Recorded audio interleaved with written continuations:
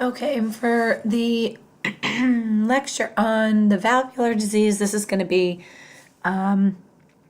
much quicker than the lecture on heart failure and shock. Okay, so maybe just allow yourself probably maybe a half hour or so if I had to guess. Okay. So student learning outcomes are listed there, okay? Understanding valvular heart disease, risk factors, being able to provide care to these patients, culturally competent care, talking about the treatments, therapies, medications, etc. Very similar to the heart failure outcomes as well, just pertaining to valve disease. Perfusion definition. I'm not going to spend a lot of time on this. We've talked about this a lot. It's the ability for the heart to basically pump effectively and deliver oxygen and nutrients to all the other cells and tissues throughout the body. Okay. You should know, though, that pertain to valve disease is stenosis, which basically means that your valve, which is made up of leaflets, remember I talked about the tricuspid valve and the mitral valve, pulmonic valve, and the aortic valve. So each of these valves have leaflets that open and close throughout the whole cardiac cycle. Okay, so that's how blood flows from one chamber to the next. So your tricuspid and mitral valves are considered your arterioventricular valves, or AV valves, if you've heard of that before. And then your semilunar valves are the pulmonic and the aortic valves. Okay, so if a valve has a problem and it is stenosis, then that means that it is not opening as it should. So that could possibly mean that some of the leaflets have fused together, so they're not working effectively to open and close. It could mean that they have thickened or stiffened up and become rigid, so that way they are not functioning and opening and closing as they should when blood flows through them. Okay.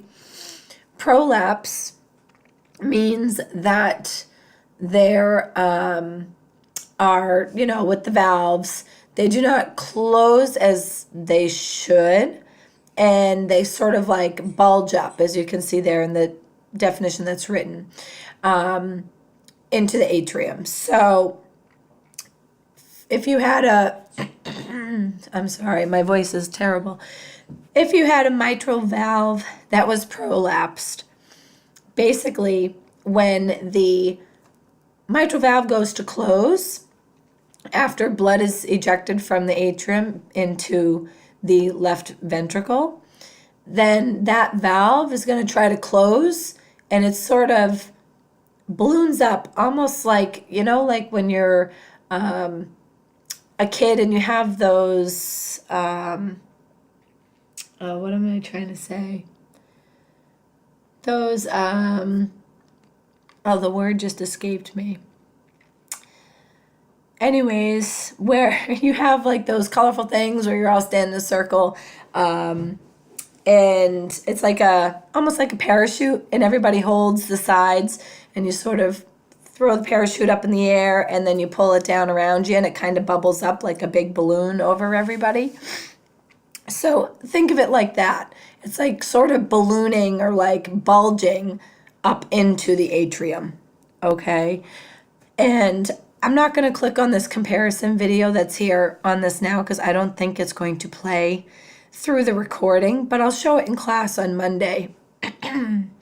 And you'll be able to see what I mean by the valve sort of bulges up or, parachutes up into the atrium when it's supposed to be closing tightly and straight across.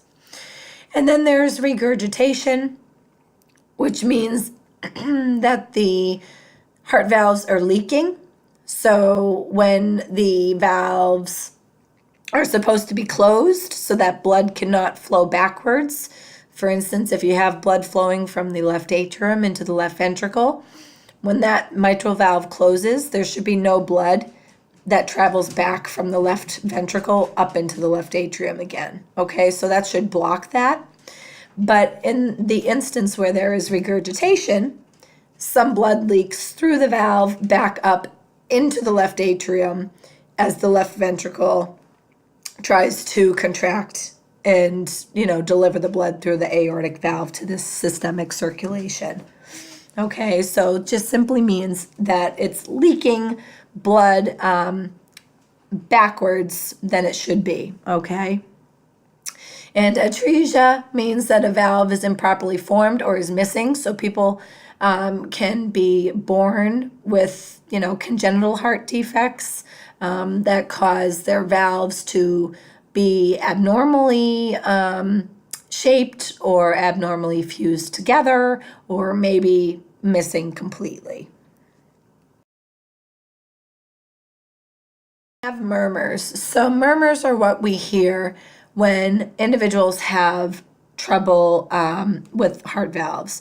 So they can be caused because of,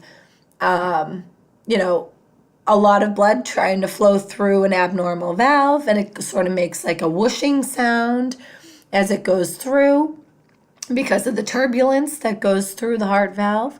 It could be because a valve is sclerosed or it is stenosed, meaning like it's more tight and not opening as it should. So it's a tighter area for the blood to try to flow through. So you sort of hear it squeeze through the tight valve. That can cause a murmur sound. And also with regurgitation. So if there's a severe enough regurgitation happening, you'll hear that blood sort of swish back through the valve when it should not be flowing backwards. Okay? So murmurs are abnormal sounds. And if you've ever heard them, they kind of stick out to you. I would say, in your clinical, if you know that you have patients who maybe have heart disease, whether it be CHF, CAD, or they've had a valve problem in the past, maybe they've had a repair or something, or they have mitral regurgitation, you've read it in their history, really take the time to go and listen to them. Because the more often you listen to them and you kind of familiarize yourself with them, they'll be easier to pick up on. I know that when I do my assessments on my patients in the ICU, I make sure to listen, to every valve when I'm doing my cardiovascular assessment, through the chest wall, and I listen for murmurs, especially in those who I would suspect may have one. So keep that in mind when you're at clinical and see if you can pick one out. And for more definitions, so these are really important, and you briefly heard me mention them in the heart failure lecture as well. So preload is the volume of blood in the ventricles at the end of diastole. So basically, how much does your ventricle have to stretch at the end of diastole? So just before the ventricles are about to contract. So think of it as the blood comes in, to the ventricle from the atria, whether it be the right or the left. It doesn't matter because it's still entering the ventricle.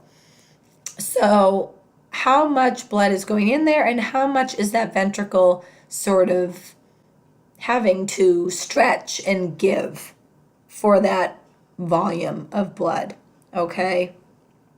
So it will be more increased in people who are hypervolemic, excuse me, where they have fluid volume excess or fluid volume overload. Also regurgitation of valves, which we just discussed, and heart failure. And for afterload, that is the resistance that the left ventricle must overcome to circulate the blood. Okay, so basically think of it as how much force the ventricle has to overcome to eject the blood volume. Okay, so what would affect that? If you have hypertension, or if you have like vasoconstriction for some reason, then you're going to have a higher systemic vascular resistance. So if you have a higher resistance in the systemic circulation, right? So that's like the whole body. That's what the left ventricle is trying to pump the blood out into. That's considered the systemic vascular resistance, is when it has to eject the blood through the aortic valve out into the system circulation.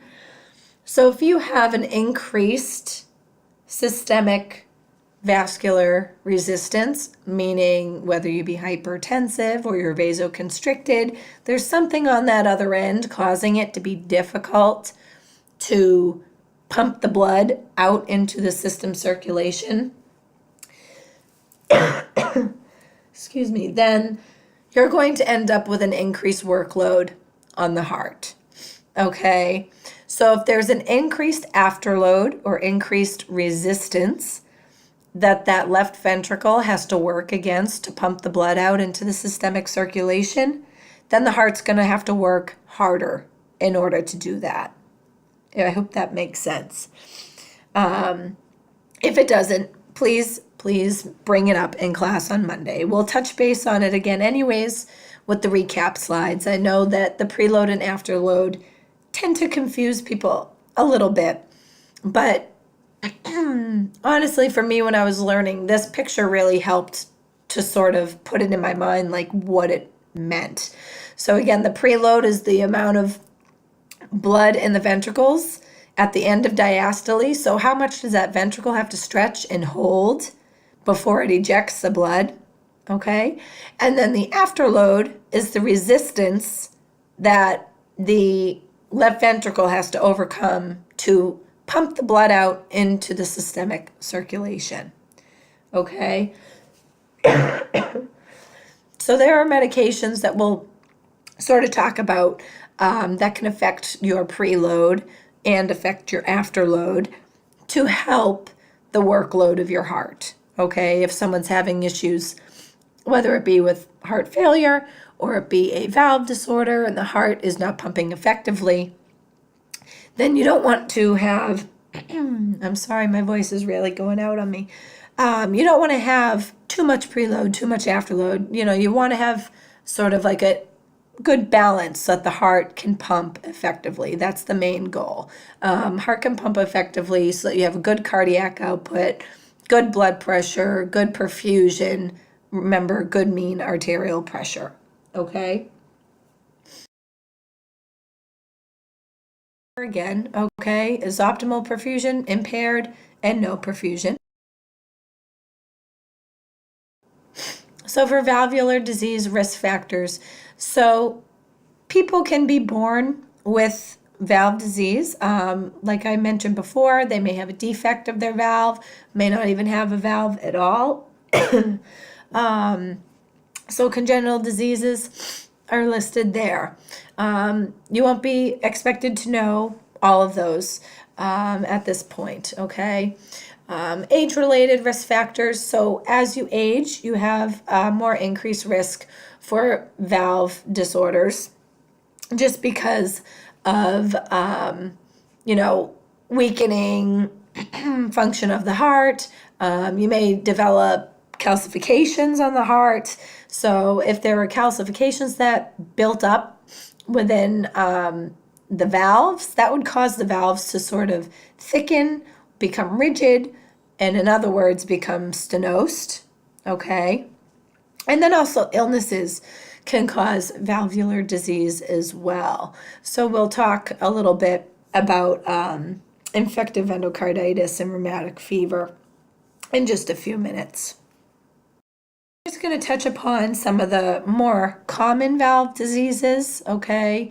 I know that the book goes through kind of, every valve, kind of every scenario that you can have, but I'm just going to go through the ones that you sort of see a little bit more commonly, okay? So just the ones in this PowerPoint are what you're expected to know. So mitral valve prolapse. So a lot of people don't exhibit any symptoms. They may just have a murmur that is detected on physical exam. And if symptoms do develop later on, it could just be someone complaining of palpitations, or they feel their heart races sometimes, or they sometimes feel fatigued. But if it comes to the point where it's worsening enough that they're having left-sided heart strain, or heart failure, they're starting to develop left-sided heart failure, then it may be warranted that they need treatment at that point. So they can have valve repairs or replacements if it does start to worsen and cause someone to develop a left-sided heart failure or strain. Okay, so remember, prolapse is when the valve is sort of ballooning or bulging up into the atrium. Okay, so for the mitral valve, it would be ballooning up into the left atrium. Okay. Regurgitation, basically, of the mitral valve is regurgitation. You're going to see blood flowing sort of back from the left ventricle into the left atrium, okay, when that valve should be closed. So again, talking about the normal path of blood flow through the heart. It comes from the pulmonary vessels when it has been oxygenated, comes into the left atrium, empties into the left ventricle, and that left ventricle goes to pump it out into the systemic circulation. And when it goes to do that, some of the blood scoots right back up into the left atrium, okay, because that valve is not closed properly.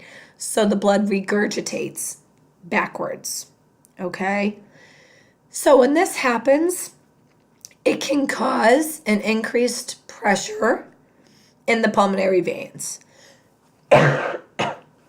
Excuse me. So remember talking about left-sided heart failure, right? If you have a buildup of blood, whether it be in the left ventricle, left atrium, it's backing up somewhere on the left side.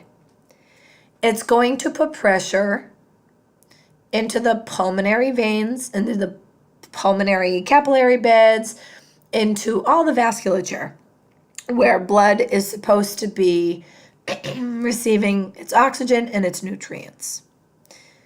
So if there is a backup of blood from that left atrium because of regurgitation, there's backup of blood into the left atrium, which causes a backup into the pulmonary veins. If there's a backup in that area, the right ventricle, which is pumping the deoxygenated blood through the pulmonic valve into the pulmonary vasculature to be oxygenated and get its nutrients, it's having a hard time because the right ventricle is going to try to pump that blood with as much force as it can into an area that's all congested with blood that is backing up from the left atrium. Okay?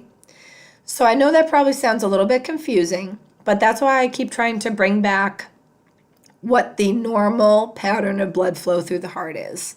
If you can understand that, then you can start to piece together all of these abnormalities that happen, because you can sort of picture it in your mind that the blood, oh, it should be going this way, but there's a backup this way, so they're going to meet in the middle and kind of be pushing against each other, okay?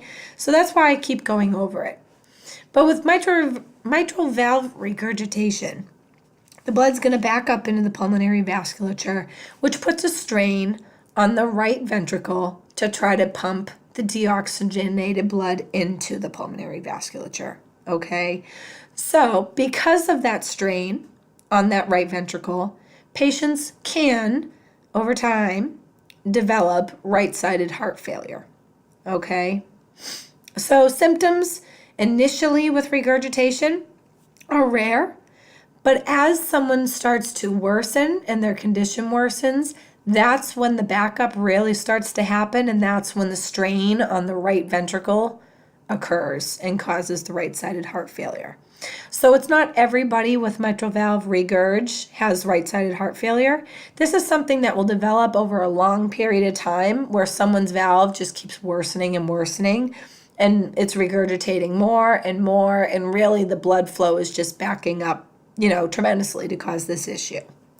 Okay? So complications of regurgitation can be atrial fibrillation, okay? And with this, huge risk for stroke, right? Because if someone's developing atrial fibrillation, we know that that disorder in itself is a huge risk for emboli and stroke, because the blood is sort of stagnant or just sort of sitting in the atria because it's not functioning properly, right? So monitoring for complications is important, especially their neurovascular checks, right? So if you know that somebody's at risk for stroke or atrial fibrillation and developing emboli, we should be assessing for all of that, right? So being sure, that they don't have any signs and symptoms of stroke, like a unilateral neglect, they have symmetrical smile, they have symmetrical strengths, all of that sort of thing, okay? They can also develop pulmonary hypertension with mitral valve regurgitation, again, just because of how much is backing up into that pulmonary vasculature and causing strain on the pulmonary vessels, okay? So treatment would be afterload reduction. So afterload reduction means that it would be medications to decrease the systemic vascular resistance, okay? Remember, that left ventricle is trying to pump blood out into the systemic circulation. If there's a lot of resistance there, it's going to be hard for that left ventricle to do that. So decreasing the afterload. Also, anticoagulation may be needed for those at risk for atrial fibrillation and also for emboli, and valve repair or replacement. So when regurgitation gets worse enough, then they will undergo either a repair or replacement. We have mitral valve stenosis. So remember, stenosis is sort of like a thickening or stiffening rigid valve, so it's not opening very well. So basically, the volume of blood bringing oxygen from the lungs is reduced because of the restricted perfusion through the valve. So when that left atrium tries to empty its blood volume into the left ventricle, the blood has a hard time squeezing through that tight valve, okay? So it has a hard time getting through the valve, and therefore can cause someone to feel fatigued. Maybe they become pre-syncopal and almost faint sometimes because they're not getting adequate amounts of oxygenated blood into the left ventricle to be pumped out into the systemic circulation. Okay? So this too can also cause some backup of blood into the pulmonary vasculature and cause right-sided heart strain, okay? Because again, there's going to be a backup of blood, okay? If blood cannot flow freely through the valve because it is stenosed and not, the entire volume is making its way through to the left ventricle, it's going to be backed up into the lungs, okay? So they could have the shortness of breath. That's why that's listed there. So causes of mitral valve stenosis is rheumatic fever. So in developing countries, rheumatic fever is still present, and it's caused by group A beta hemolytic strep, okay? In developed countries, we really don't see this. So it's usually in like the underdeveloped or developing countries that it may be a little bit more common. And, treatment would be just to try to treat the strep as soon as possible with antibiotics. Okay. So overall treatment for mitral valve stenosis would be diuretics to control the volume status. Okay. So diuretics would help to decrease preload, just so you know. May also need anticoagulation. Again, if there's stagnant blood that's being left behind because it's not emptying from the atrium well enough, they could be at risk for emboli. And if it becomes worse enough, then it is, possibly, it is possible that an individual would have to have repair or replacement as well. So aortic valve. So with regurgitation, the left ventricle goes to pump the blood out the aortic valve into the systemic circulation. And if that valve is leaky, that blood that is trying to be forced out by the ventricle so that all the other cells and tissues and organs in the body can be perfused, it's leaking some of that blood backwards into the left ventricle, okay? So the left ventricle tries to push it out so that the whole body can be fed of its nutrients and oxygen, and that valve doesn't close properly, so some of the blood scoops right backwards, right back into that left ventricle, okay? So this can eventually lead to heart failure as well, because the left ventricle has to work really hard to try to compensate for the fact that not all of that blood is being pumped out into the circulatory system, okay? So it can lead to hypertrophy of the left ventricle. Remember, we talked about hypertrophy when we talked about cardiomyopathies, so that just means enlargement of the heart muscle, okay? So the left ventricle heart muscle will be enlarged, kind of thickened, and that strain can lead to left-sided heart failure because eventually the left ventricle's just going to sort of become weakened over time because it's working really, really hard to perfuse the rest of the body. So symptoms that may appear with someone with aortic valve regurg, they can have signs and symptoms of left-sided heart failure, orthopnea. They may complain of feeling fatigued or have fainting as well, again, because of a perfusion issue. If all of that oxygenated blood that the left ventricle is that's trying to push it out into the systemic circulation isn't making it to the systemic circulation, all the other cells and tissues and organs in the body's going to, be affected by that because perfusion is not going to be optimal. So again, could lead to poor perfusion to the brain, which would then be the cause for fainting or pre-syncopal, pre-fainting, okay?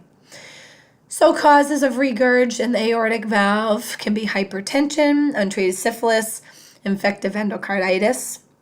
And treatment would be vasodilators, okay? Vasodilators will help to decrease the afterload, the resistance that the left ventricle's trying to, pump against. And oftentimes patients will need a repair or a replacement. Sorry about that.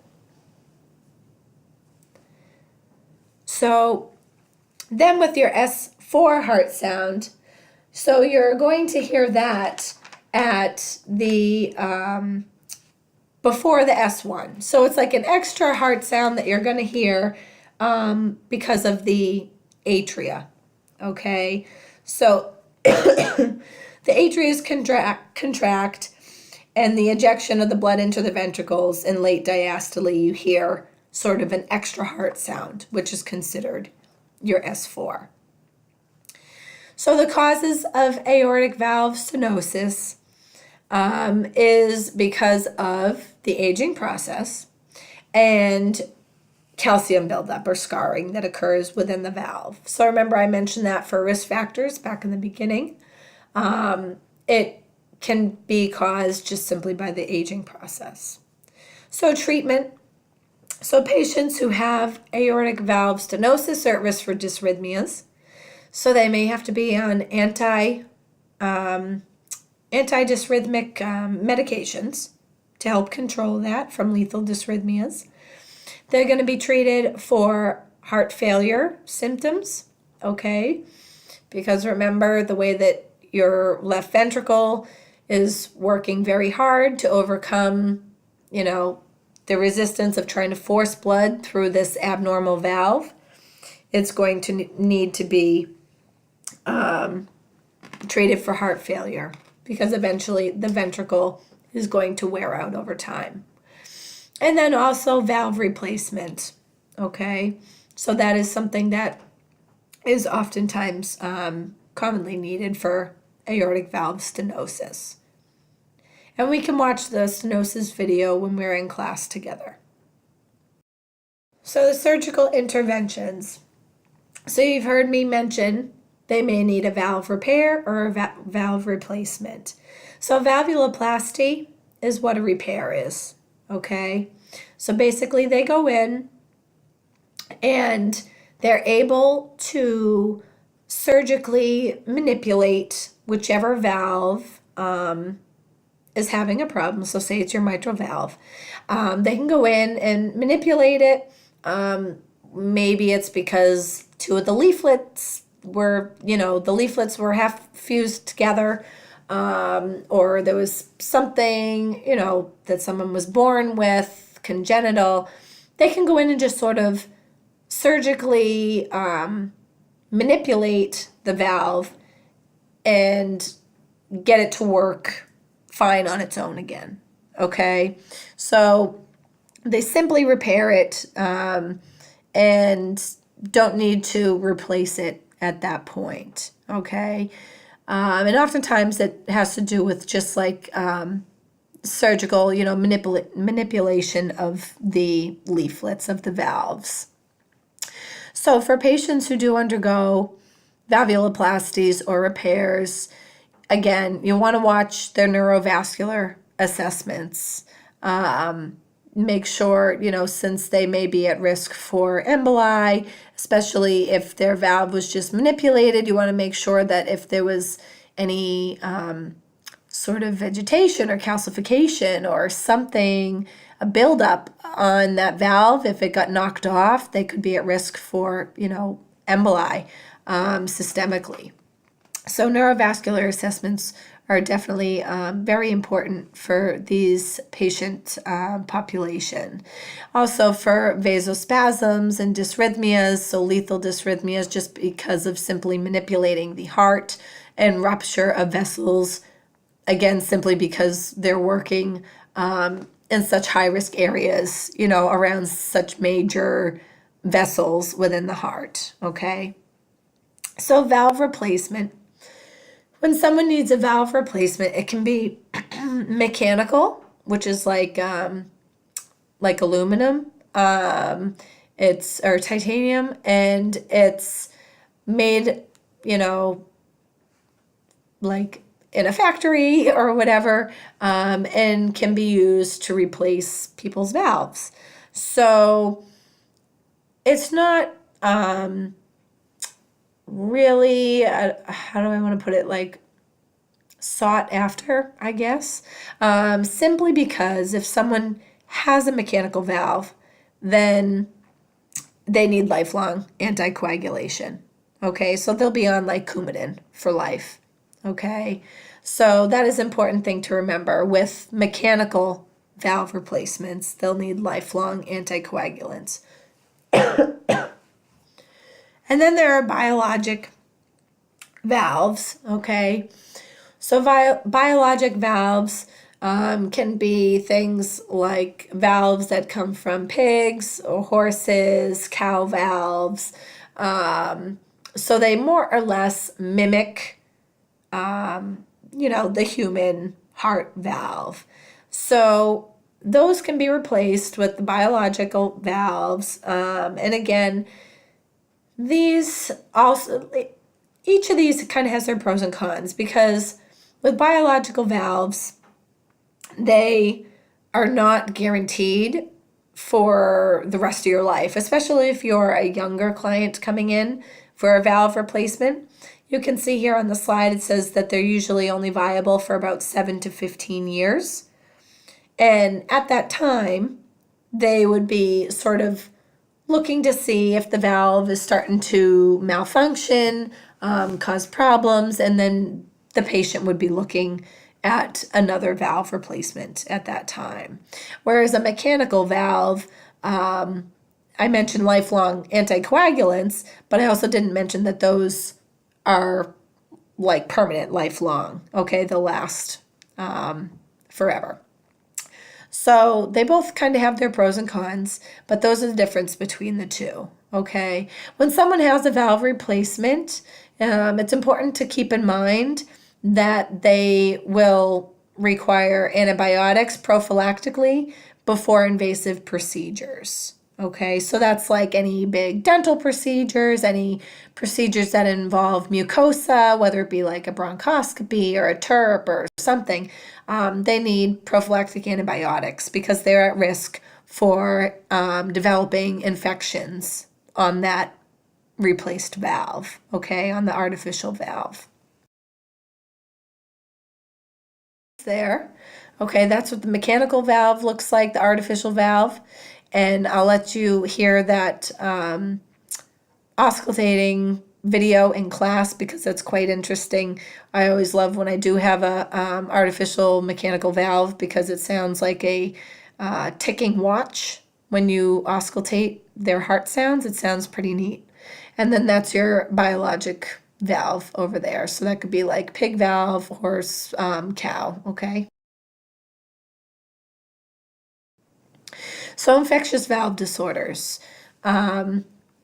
So you don't have to know the absolute details of all of this, but it's important to just kind of hear about it. Rheumatic endocarditis, I talked about briefly when talking about the mitral valve, okay?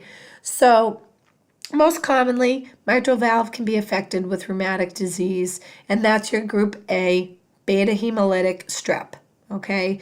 An early detection and treatment of strep would be the prevention of that. Infective endocarditis is when bacteria has been carried through the bloodstream and it ends up sort of coming through to the valve and gets stuck on the valve in the heart, okay? So these patient populations at risk would be IV drug abusers, okay? When someone uses IV drugs, they are constantly at risk for allowing bacteria to get into their bloodstream quite easily, which would put them at high risk for infective endocarditis. Also invasive procedures involving mucosal membranes and prolonged indwelling catheters too, just simply because of the risk of bacteria being carried from an area of infection per se into the bloodstream and adhering to a valve, okay? So prevention would be prophylactic antibiotics prior to procedures for those who are at risk. And then you have myocarditis, which is inflammation of the myocardium, okay? So these can be viral, fungal, or bacterial. It can be caused or related to influenza and pneumonia, so that's why it says here that vaccines are important to help prevent myocarditis from occurring, okay? So that's kind of the difference between the three. Someone who has an infectious valve disorder, you want to listen for murmurs, because murmurs could be indicating that the valve function may be worsening, okay? Monitor vital signs. If someone is diagnosed with infective endocarditis, they're going to have fever, so that's why I wrote there especially fever, because you want to make sure that you're monitoring the infection side of what they're going through, okay? Monitor for cardiac tamponade and heart failure. So that can be very serious complications to infectious valve disorders and infective endocarditis and everything, because that means that your heart function is worsening. So if your heart function is worsening, then that is a pretty poor indicator that your body's not being perfused. Your organs, your tissues, all your cells are not being perfused, okay? So how do you know that someone's developing cardiac tamponade or heart failure? Well, with cardiac tamponade, they have something that's called Beck's triad, okay? So Beck's triad includes a dropping blood pressure, so that's your hypotension, distant heart sounds or muffled heart sounds, and distended neck veins, or JVD, which is jugular vein distension. So try to remember Beck's triad is the 3 Ds. You have a dropping blood pressure, distant heart sounds, and distended neck veins, okay? And cardiac tamponade means that you have fluid accumulation around your heart, okay? So that's a medical emergency. So it's important to know those signs and symptoms. And then for heart failure, how would you know somebody's in heart failure? Well, think of your clinical manifestations for heart failure, right? Dyspnea, shortness of breath, pulmonary edema, anything of that nature, okay, would be signifying that someone may be developing heart failure from an infectious valve. Also, administering antibiotics is important if there's a bacterial infection. Penicillin, amphotericin B. Encouraging rest, providing multiple rest periods. Again, you don't want to use up too much of their oxygen consumption, because at this time, their heart is unable to compensate and keep up with extra activity, okay? And educate the patient about important meticulous oral hygiene, especially those who have had valve replacement, because that goes along the same lines of the dentist. You need to make sure that you're preventing infection within the gums, because that can lead to infectious valve disease. Also educating them about frequent rest periods and taking medications as prescribed. Number 1, so we can do this in class if you would like, but basically risk factors for stenosis are going to be A, B, and D.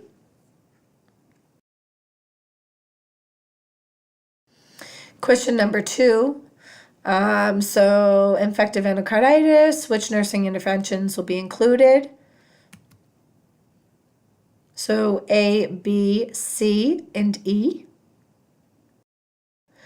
And nurse caring for patient with valve disorder, which assessment finding would be the most important for a nurse to intervene? Asymmetrical mouth. Okay, so that is it for the valve lecture, and we'll go through all of this again on Monday, so don't panic. Write down, whatever questions you have. I know that heart failure and shock and valve disease is a lot of content, so it can be very nerve-wracking.